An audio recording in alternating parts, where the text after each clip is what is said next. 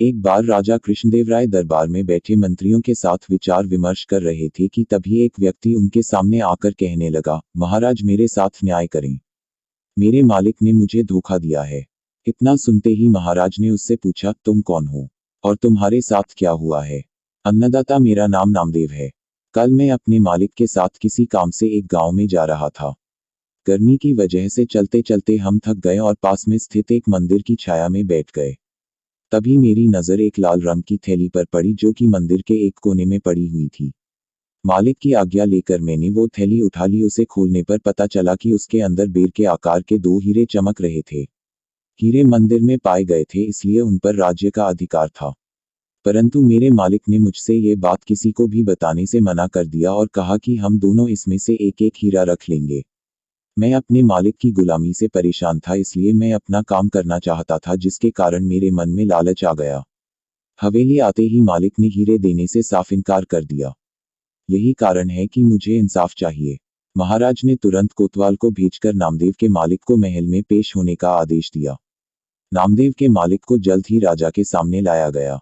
राजा ने उससे हीरों के बारे में पूछा तो वह बोला, महाराज ये बात सच है कि मंदिर में हीरे मिले थे, लेकिन मैंने वो हीरे नामदेव को देकर उन्हें राजकोष में जमा करने को कहा था। जब वह वापस लौटा तो मैंने उससे राजकोष की रसीद मांगी तो वह आनाकानी करने लगा।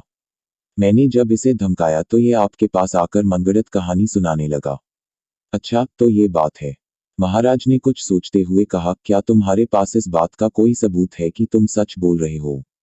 अन्नदाता, अगर आपको मेरी बात पर यकीन नहीं तो आप मेरे दूसरे तीनों नौकरों से पूछ सकते हो। वो उस वक्त वहीं थे। उसके बाद तीनों नौकरों को राजा के सामने लाया गया। तीनों ने नामदेव के खिलाफ गवाही दी। महाराज तीनों नौकरों और मालिक को वहीं बिठाकर अपने विश्राम कक्ष में चले गए और सेनापति तेनालीराम महामंत्री को भी इस विषय में बात करने के लिए वहां बुलवा लिया। उनके पहुंचने पर महाराज ने महामंत्री से पूछा, आपको क्या लगता है, क्या नामदेव झूठ बोल रहा है? जी महाराज, नामदेव ही झूठा है। उसके मन में लालच आ गया होगा और उसने हीरे अपने पास ही रख लिए होंगे। सेनापति ने गवाहों को झूठा बताया।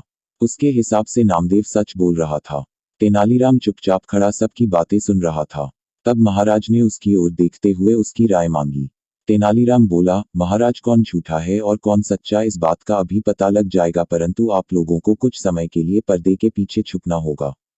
महाराज इस बात से सहमत हो गए क्योंकि वो जल्दी से जल्दी इस मसले को सुलझाना चाहते थे, इसीलिए पर्दे के पीछे जाकर छुप गए। महामंत्री और सेनापति मुंह सिकोड़ते हुए पर्दे के पीछे चले गए। अब विश्राम कक्ष में केवल तेनालीराम ही दिखाई दे रहा था। अब उसने सेवक से कहकर पहले गवाह को बुलाया। गवाह के आने पर तेनालीराम ने पूछा, क्या तुम्हारे मालिक ने तुम्हारे सामने नामदेव को हीरे दिए थे? जी हाँ। फिर तो तुम्हें हीरे के रंग और आकार के बारे में भी पता होगा। तेनालीराम ने एक कागज और कलम गवाह के सामने करते हुए उससे कहा, लो मुझे इस पर हीरे का चित्र बनाकर दिखाओ। इतना सुनते ही उसकी सिट्टी पिट्टी गुल हो गई और बोला, मैंने हीरे नहीं देखे क्योंकि वो लाल रंग की थैली में थे। अच्छा, अब चुपचाप वहां जाकर खड़े हो जाओ। अब दूसरे गवाह को बुलाकर उससे भी यही प्रश्न पूछा गया। उसने हीरो के रंग के बारे में बताकर कागज पर 2 गोल गोल आकृतियां बनाकर अपनी बात साबित की। फिर उसे भी पहले गवाह के पास खड़ा कर दिया गया और तीसरे गवाह को बुलाया गया।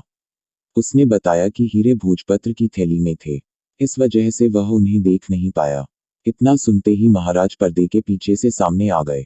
महाराज को देखते ही तीनों घबरा गए और समझ गए कि अब सच बोलने में ही उनकी भलाई है। तीनों महाराज के पैरों को पकड़कर माफी मांगने लगे और बोले, हमें झूठ बोलने के लिए हमारे मालिक ने धमकाया था और नौकरी से निकालने की धमकी दी थी, इसीलिए हमें झूठ बोलना पड़ा। महाराज ने तुरंत मालिक के घर की तलाशी के आदेश दे दिए। तलाशी लेने पर दोनों हीरे बरामद कर लिए गए। सजा के तौर पर मालिक को 10,000 स्वर्ण मुद्राएं नामदेव को देनी पड़ी और 20,000 स्वर्ण मुद्राएं जुर्माने के तौर पर भरनी पड़ी, जबकि बरामद हुए दोनों हीरे राजकोष में जमा कर लिए गए। इस प्रकार तेनालीराम की मदद से महाराज ने नामदेव के हक में फैसला सुनाया।